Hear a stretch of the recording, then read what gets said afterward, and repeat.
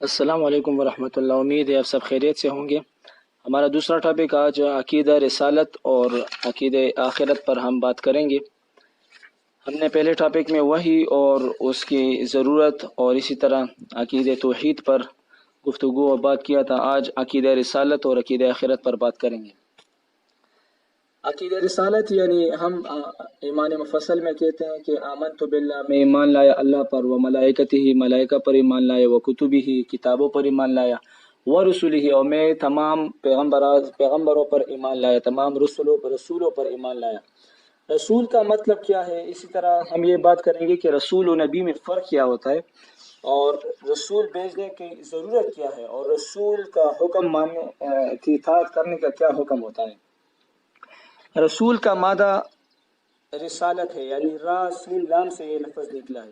یہ را سین لام سے یہ لفظ بنا ہوا ہے، اور رسول رسالت کا مطلب ہے پیغام پہنچانا۔ اسی طرح رسول کو بھی رسول اس لیے کہتے ہیں کہ اس کے ذریعے بھی اللہ تعالیٰ اپنا پیغام بندوں کو پہنچاتا ہے۔ تو رسول کو رسول کہنے کی وجہ اور وجہ تسمیہ یہ ہے کہ رسول کا مطلب بھی رسول رسالت سے ہے، رسالت کا مطلب ہے پیغام پہنچانا، اور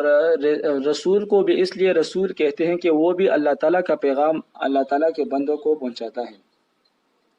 اور رسول کو فارسی زبان میں پیغمبر بھی کہتے ہیں۔ عقیدہ رسالت کا مطلب یہ ہے کہ ہم اس بات پر یقین کریں کہ اللہ تعالیٰ نے انسان کی ہدایت کے لیے اور رہنمائی کے لیے انبیاء کرام کو مبعوث فرمایا ہے۔ یعنی اللہ تعالیٰ نے جب تمام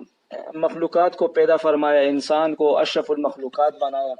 تو اللہ تعالیٰ یہ چاہتے تھے کہ میرے بندے میرے پاس کامیاب اور کامران لوٹ کر آئے، اور انسان کو اپنا خلیفہ اور نائب بنا کر بھیجا۔ تو انسان کے لیے اللہ تعالیٰ نے ہدایت کے اسباب بھی مہیا کیے، انسان کے لیے وہ اسباب پیدا فرمائے کہ جن پر وہ عمل کر کے اللہ تعالیٰ تک پہنچ سکتا ہے، اور ان کی اطاعت کر کے اللہ تعالیٰ تک پہنچ سکتا ہے۔ تو انسان کی ہدایت کے لیے اللہ تعالیٰ نے انبیاء کرام علیہ السلام کا سلسلہ جاری فرمایا ہے۔ اس سلسلے کا سب سے پہلا نبی، سب سے پہلا پیغمبر حضرت آدم علیہ السلام تھا، اور سب سے آخری نبی حضرت محمد مصطفیٰ صلی اللہ علیہ وسلم ہے۔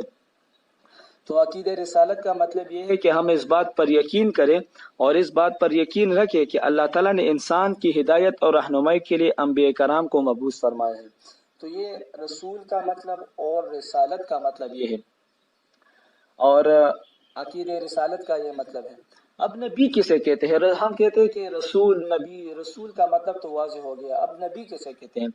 نبی کا لفظ نبعن سے نکلا ہے، عربی زبان کا لفظ ہے نبی، نبعن سے نکلا ہے۔ نبعن کا مطلب ہے خبر دینا،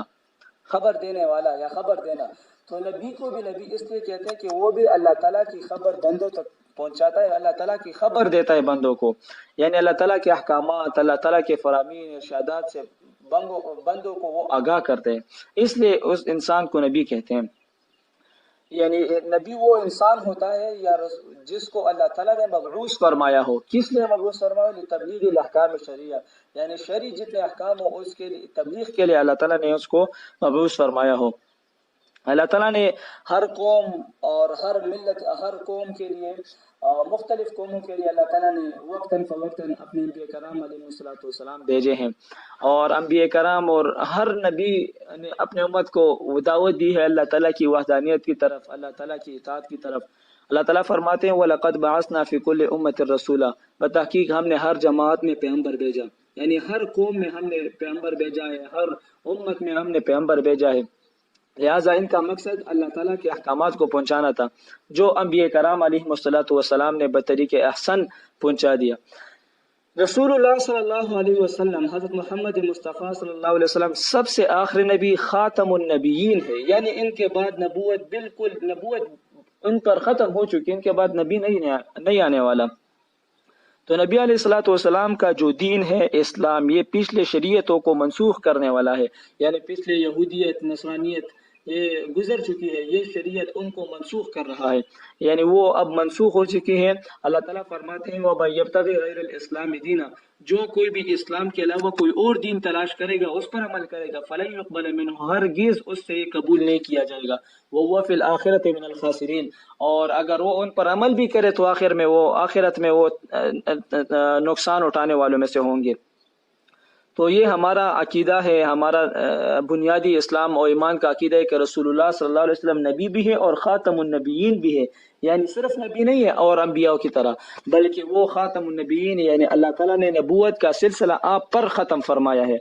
اسے عقیدہ ختم نبوت کہتے ہیں۔ اور عقیدہ ختم نبوت قرآن کریم کی 100 آیتوں سے ثابت ہے۔ اگر کوئی قرآن مجید کی ایک آیت سے بھی انکار کر دے تو وہ قرآن مجید کا منکر، وہ کافر ہو جاتا ہے۔ اگر ایک آیت تو بہت بڑی چیز ہے، اگر قرآن مجید کی ایک اس چیز سے بھی انکار کرے جس سے وہ اشارتاً ثابت ہوتا ہو، مثال کے طور پر میں آپ کو کہتا ہوں کہ اللہ تعالیٰ غار ثور کا واقعہ قرآن مجید میں فرماتے ہیں، تو اللہ تعالیٰ کہتے ہیں کفروا ثانی اثنین اذ ہما فی الغار، ثانی اثنین، اس میں تصریح نہیں ہے کہ ثانی اثنین کون ہے، لیکن ادھر ابو بکر صدیق رضی اللہ عنہ مراد ہے، لیکن ثانی اثنین میں ادھر ابو بکر صدیق سے مراد اشارتاً وہ مراد ہے، یعنی ان کا نام بھی ذکر نہیں ہے۔ پھر بھی اگر کوئی یہ کہہ دے کہ ابو بکر صدیق رضی اللہ عنہ صحابی نہیں ہے، وہ اس پر کافر ہے، کیونکہ وہ قرآن مجید کی ایک آیت کی وہ معنی کی انکار کرتا ہے۔ تو اس طرح یہ تو ایک آیت کی معنی کی انکار ہے، اگر کوئی ایک آیت کا انکار کرے تو وہ تو تمام علماء، تمام اہل علم حضرات کے نزدیک وہ کافر ہے۔ اگر کوئی پھر 100 آیات کا انکار کرے تو وہ اس کے کفر میں کوئی شک نہیں ہے، کیونکہ تو عقیدہ ختم نبوت جو ہے وہ قرآن مجید کے 100 آیات سے ثابت ہے۔ اسی طرح احادیث نبی صلی اللہ علیہ وسلم، یعنی رسول اللہ صلی اللہ علیہ وسلم کے ذخیرہ احادیث میں 210 ایسے احادیث موجود ہیں جو عقیدہ ختم نبوت پر دلالت کرتے ہیں، اور عقیدہ ختم نبوت پر وہ دلیل ہے۔ تو اسی طرح اجماع امت، یعنی صحابہ کرام جب رسول اللہ صلی اللہ علیہ وسلم کے دنیا سے وہ چلے گئے، وفات پا گئے، تو صحابہ کرام نے سب سے پہلے جو اجماع کیا تھا، اجماع کا مطلب یہ ہے کہ تمام اہل علم، تمام دین والے، تمام علم والے لوگ جمع ہو جائے اور ایک بات پر اتفاق کر لے کہ یہ بات اس طرح ہوگا، تو وہ اجماع مانا جاتا ہے۔ تو صحابہ کرام نے سب سے پہلے جو اجماع کیا تھا وہ عقیدہ ختم نبوت پہ کیا تھا۔ تو یہ عقیدہ ختم نبوت ان تینوں چیزوں سے ثابت ہے، اور اس کا منکر کافر ہے۔ تو ہمارا یہ عقیدہ ہے، ہمارا یہ ایمان ہے کہ اللہ تعالیٰ نے تمام انبیاء کو حق و سچ نازل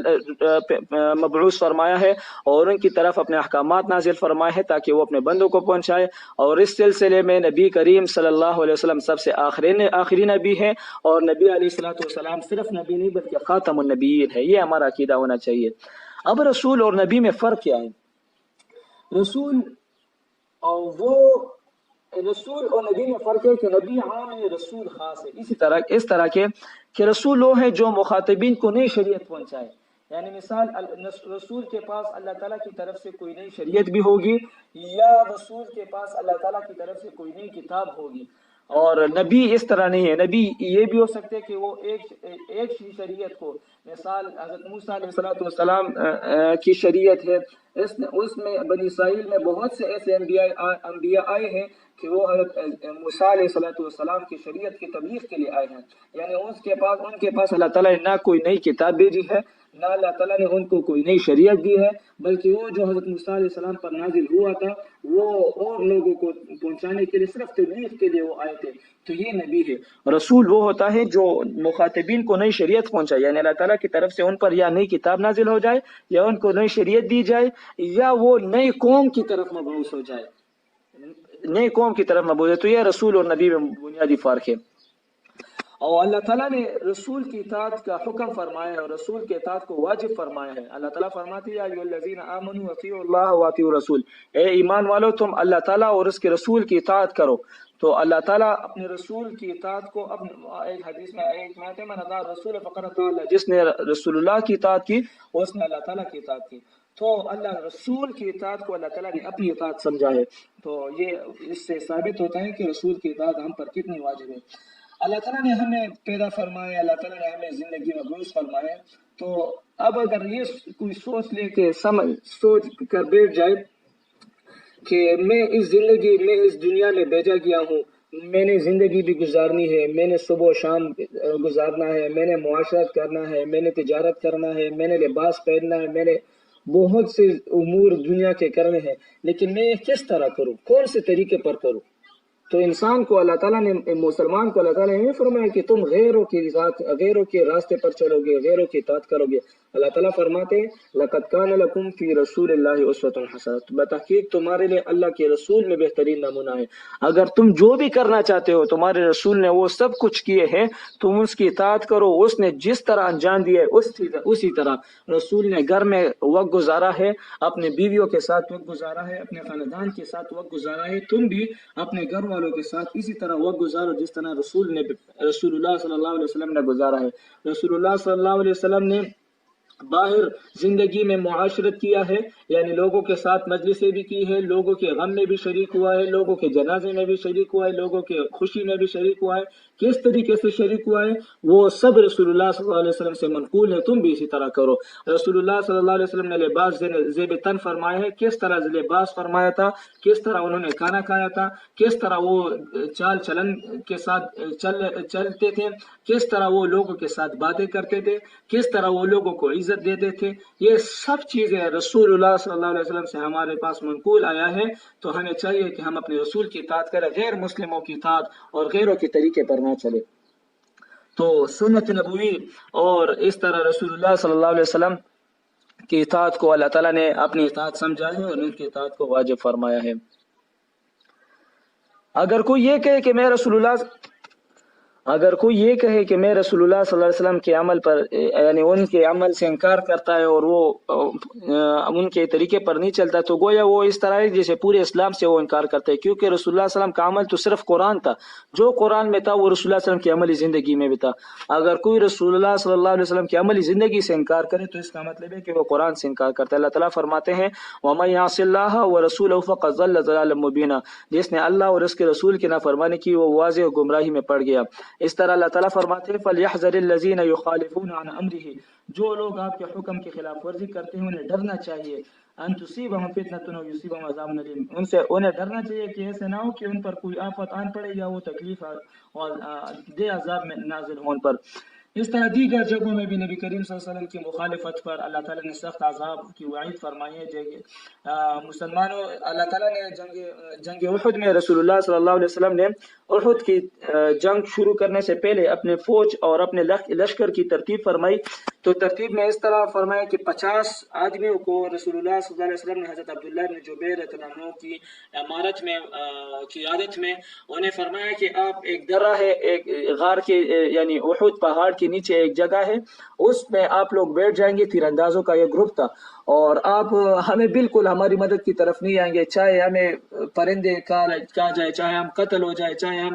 جیت کر مال غنیمت جمع کرنے لگے، بالکل آپ اس جگہ سے نہیں ہٹو گے، کیونکہ یہ وہ جگہ تھا جب مؤمنین اور کافرین کفار اپنے یعنی میدان احد میں جب جنگ میں مصروف ہوتے تو یہ مومنین کے پیچھے یہ ایک جگہ تھا جو بالکل یعنی کفار کو یہ راستہ، اگر ادھر رسول اللہ صلی اللہ علیہ وسلم کو نہ بیٹھا تھا تو کفار کو یہ بالکل واضح ہو جاتا کہ یہ راستہ خالی ہے، تو وہ پیچھے سے آ کر مومنین پر وہ حملہ کر سکتے تھے۔ تو اسی طرح رسول اللہ صلی اللہ علیہ وسلم نے پہلے سے انہیں فرمایا تھا، لیکن پھر بھی